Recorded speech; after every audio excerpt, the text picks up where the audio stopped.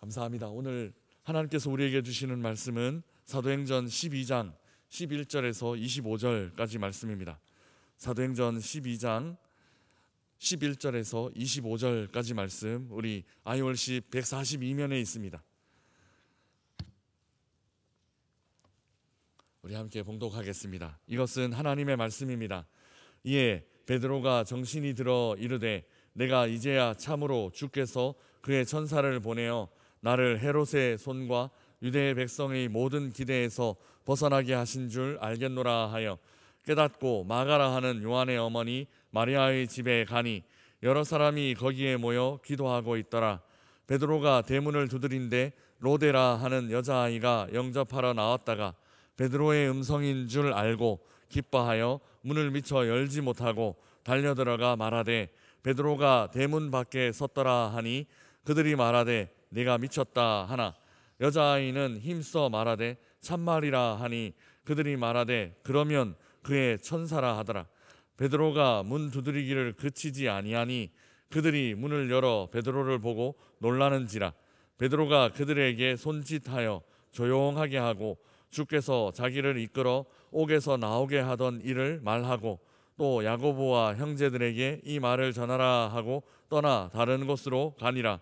날이 새매 군인들은 베드로가 어떻게 되었는지 알지 못하여 적지 않게 소동하니 헤롯이 그를 찾아도 보지 못하매 파수꾼들을 신문하고 죽이라 명하니라.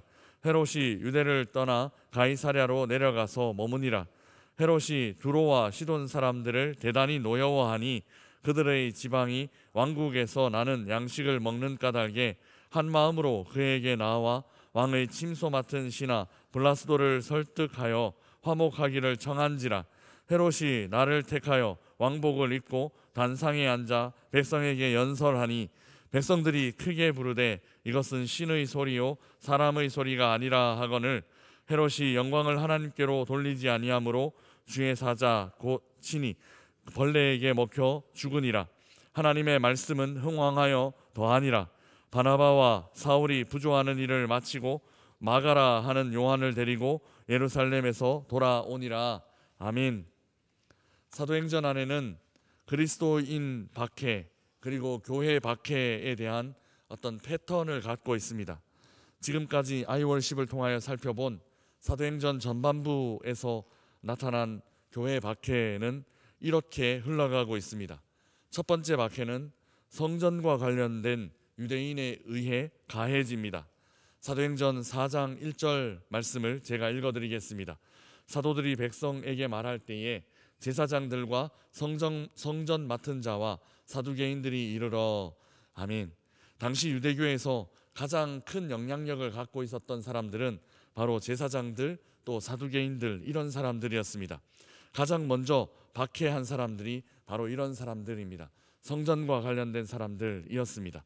제사장들은 성전 제사, 성전 제의를 담당했던 사람입니다. 성전 중심으로 하나님을 섬기는 그런 사람들이었죠. 성전 맡은 자는 당연히 성전과 관련되어 있는 업무를 보는 사람들이었고 또 마지막에 기록된 사두개인들도 자신들을 사두개 후에 이렇게 부르면서 성전을 중심으로 모였던 유대 종파였습니다. 두 번째 박해는 바리새파와 관련됩니다. 스데반의 죽음과 함께 누가 등장하느냐 하면 사울이 등장합니다. 사울은 특별히 교회 박해에 열심을 내었습니다. 사울은 잘 알려진 것처럼 바리새파에 속한 나는 바리새인 중에 바리새인이다 이렇게 말할 정도로 바리새파에 속한 사람입니다. 성전 중심으로 모인 그룹 외에도 바리새파 그러니까 경전 중심으로 활동했던 유대 종파도 있었습니다. 그 유대 종파들도 교회를 박해하는 일에 교회를 향해 박해하는 일에 동참했습니다. 오늘 본문 12장은 이런 흐름에서 전혀 동떨어진 인물이 박해에 가담합니다. 오늘 본문에는 헤롯이라는 정치인이 교회를 박해하고 있습니다. 성전과 관련된 종파, 경전과 관련된 종파 모두 종파는 좀 다르지만 유대인이라는 공통점을 갖고 있습니다. 그동안 교회는 유대인들에 의해서 박해를 받았습니다. 그런데 이제 세속 정치 세력으로까지 교회를 향한 박해가 확장되고 있다라는 것입니다. 정확하게 헤롯이 교회를 왜 박해했는지는 알 수 없습니다. 무슨 이유로 박해를 시작했는지는 알 수 없지만 헤롯은 막상 박해를 해보니 유대인들이 좋아하고 자기가 다스리는 그 백성들이 좋아하는, 그러니까 여론이 좋아지는 그런 효과를 얻었습니다. 오늘로 치면 설문조사를 했는데 호응도가 올라가는 이런 결과물을 얻었습니다. 그래서 계속 박해해야 되겠다, 이런 마음을 갖게 된 것이죠. 이처럼 사도행전 안에 나타난 교회에 대한 박해가 1세대는 성전 관련돼 있는 그룹들, 유대인들, 그리고 2세대는 바리새파들, 그리고 3세대는 세속 정치인, 이렇게 사도행전 전반부는 박해가 진행되고 있는 것을 알 수 있습니다. 어제 주일 살펴본 것처럼 사도 야고보가 순교한 이후 베드로가 감옥에 갇혔습니다. 그러나 베드로는 하나님의 기적적인 도움으로 감옥을 빠져나오게 됩니다. 우리 오늘 본문 11절 말씀 같이 읽어보겠습니다. 11절입니다. 이에 베드로가 정신이 들어 이르되 내가 이제야 참으로 주께서 그의 천사를 보내어 나를 헤롯의 손과 유대 백성의 모든 기대에서 벗어나게 하신 줄 알겠노라 하여. 아멘. 한동안 밤에 꿈을 꾸는 거라 여겼습니다. 거기까지 나왔는데, 거리까지 나왔는데, 그럼에도 베드로는 한동안 그냥 꿈을 꾸는 거다 여기다가 그제서야 이 일이 현실임을 깨닫습니다. 감옥에서 벗어난 일과 감옥에서 벗어난 일을 어떻게 고백하고 있는가 하면 헤롯의 손과 유대 백성의 모든 기대에서 벗어났다, 이렇게 표현하고 있습니다. 그냥 감옥에서 나왔다 이렇게 표현하지 않고 헤롯의 손을 벗어난 일, 그리고 유대 백성의 모든 기대에서 벗어난 일이라고 그렇게 고백하고 있습니다. 여기 언급된 기독교를 박해했던 두 부류의 권력이 매우 의미심장합니다. 하나는 세속 권력입니다. 헤롯의 손이죠. 그리고 다른 하나는 종교적인 권력입니다. 유대의 백성의 모든 기대가 바로 종교적인 권력입니다. 헤롯의 손은 세속 정치 권력입니다. 왕이나 총독 등 통치 세력이 가진 권력을 말하고 있습니다. 군대를 동원할 수도 있고 또 재판을 걸 수도 있습니다. 그리고 형벌을 내릴 수도 있습니다. 이런 세속 권력이 베드로와 교회를 박해했던 한 부류였습니다. 유대 백성의 기대라는 것은 종교적인 의미입니다. 당시 유대교는 예수님을 믿는 사람들을 이단으로 생각하고 박해했습니다. 예수님을 믿는 사람들을 박해하기 전에 그들은 이미 예수를 박해하고 예수를 죽였습니다. 유대인들은 메시아를 기다리는 메시아 고대 사상을 갖고 있었지만, 그리고 그들이 가진 율법과 구약 성경은 메시아에 대한 예언, 메시아에 대한 언약을 핵심으로 갖고 있었지만 정작 그들은 진짜 메시아가 왔을 때 알아보지 못했습니다. 그리고 메시아를 죽인 사람들, 죄인들이 되고 말았습니다. 기독교는 이 두 권력과 친하게 지냈던 적이 거의 없습니다. 세속 권력은 세속 가치관을 대표하기 때문에 성경의 가르침, 성경적인 가르침과 반대되는 경우들이 참 많이 있습니다. 종교적인 권력도 마찬가지입니다. 어느 종교나 마찬가지로 종교가 권력을 갖게 되면 곧바로 타락의 길로 접어들게 됩니다. 로마 가톨릭은 주후 313년 콘스탄틴 황제에 의해 공인되면서 서서히 또 급격히 타락의 길로 접어들었습니다. 하나님의 은혜의 자리에 사람의 공로를 채우기 시작했고, 이는 물질과 결탁하여 사죄의 은총을 돈으로 살 수 있는 것처럼 이상한 신학을 낳게 되었습니다. 그리고 교회는 생명을 잃어갔습니다. 이 때문에 종교개혁이 일어났습니다. 종교개혁자 루터는 정확하게 이 두 권력과 맞서야 했습니다. 황제 앞에서, 그러니까 세속 권력, 최고의 세속 권력 앞에서 재판을 받아야 했고, 또 교황에게, 그러니까 최고의 종교 권력에게 사제의 직책을 파면당하고 그렇게 박해를 당하는 고난을 당했습니다. 이런 위협들 앞에서 우리는 이 세상을 다스리는 분이 진짜 누구인가라는 것을 바로 깨달아야만 합니다. 겉으로 보기에는 저 정치 권력을 가진 사람들 혹은 종교 권력을 가진 사람들이 이 세상을 움직이는 것처럼 보입니다. 그러나 실제로는 그렇지 않습니다. 그렇게 서슬퍼른 그 권력을 갖고 있다 하더라도 하나님께서 그냥 한번 훅 불어버리면 흔적도 없이 사라지는 것이 바로 이 사람들의 권력, 바로 이 사람들 자신입니다. 오늘 본문에도 그런 이야기입니다.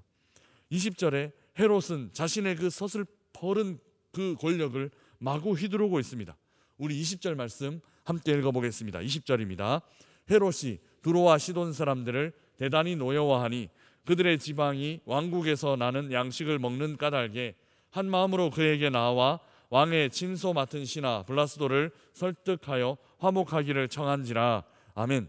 두로와 시돈이 무슨 이유에서인지 헤롯의 눈밖에 났습니다. 헤롯은 그 두로와 시돈에 굉장히 단단히 화가 난 듯 보입니다.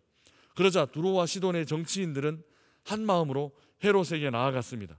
심지어 헤롯의 측근에게 접근하여서 분위기를 전환시키려고 애썼다라고 성경은 기록하고 있습니다. 오늘날로 치면 로비를 했다라는 겁니다. 그 왕의 측근에게 다가가서 로비했다라는 것이 오늘 본문에 나옵니다. 헤롯의 눈밖에 나는 일을 오늘로 치면 초강대국의 눈밖에 나는 일과 동일합니다. 헤롯은 이렇게 당시에 꽤 막강한 권력을 휘두르고 있었습니다. 그런 헤롯이었지만 그 권력 얼마 가지 못합니다. 얼마 지속되지 못합니다.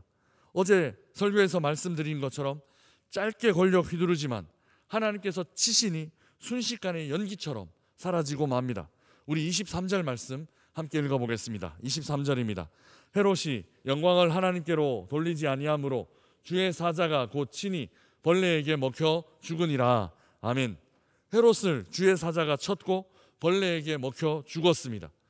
그 서슬퍼른 권력을 휘두르던 그 한 도시, 한 나라 정도는 그냥 마음먹은 대로 휘두를 수 있는 권력을 가진 사람이 어떻게 죽어갔는가 하면 벌레에 먹혀 죽었다. 이렇게 오늘 본문은 기록하고 있습니다. 한동안 주변 국가를 두려움에 떨게 만들었던 막강한 권력자의 마지막 장면이 이렇습니다. 하나님께서 참으시는 동안 그는 권력을 휘두를 수 있습니다. 그렇게 참으신 하나님 외면하고 자신의 영광만 나타내려고 했을 때 하나님은 더 이상 참지 않으십니다. 그랬을 때 하나님은 언제 그가 권력 갖고 있었나? 언제 헤롯이 그렇게 주변 사람들에게, 주변 나라들에게 두려움을 주었나 싶을 정도로 연기처럼 허무하게 그 권력자를 날려버리시는 것입니다. 사랑하는 명선의 가족 여러분, 어려움이 있을 때 반드시 기억해야 하는 것은 어떤 세속적인 힘, 어떤 세속적인 권력 아닙니다. 돈의 힘 이런 것 아닙니다. 우리가 어려움이 있을 때, 그럴 때일수록 반드시 기억해야 하는 것은 바로 우리 주님 하나님입니다. 평범한 시민으로 살아가는 사람 베드로는 기적적으로 감옥에서 풀려나게 됩니다. 그리고 죽음에서 돌아오게 됩니다. 그런데 시대를 호령했던 한 권력자는 누구든 쉽게 잡아가고 쉽게 죽이고, 사도 야고보를 쉽게 죽이고 사도 베드로를 쉽게 잡아갔던 그런 권력 가진 권력자는 순식간에 허무하게 사라지게 만들 수 있는 분이 바로 우리 하나님이다라는 것을 우리는 그 어떤 순간에도 잊어버리지 말고 기억해야만 합니다.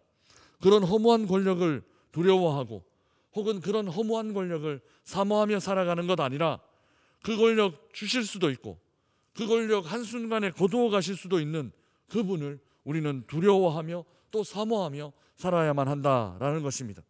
지금 우리의 상황을 순간 변화시킬 수 있는 그 하나님을 두려워하는 것이 진짜 지혜이고 참된 지혜입니다. 우리 주변에 있는 세속 권력에 또 그 권력의 위협에 굴복하지 말고 사십시다. 그리스도를 전하고 주님의 가르침대로 사는 삶을 사십시다.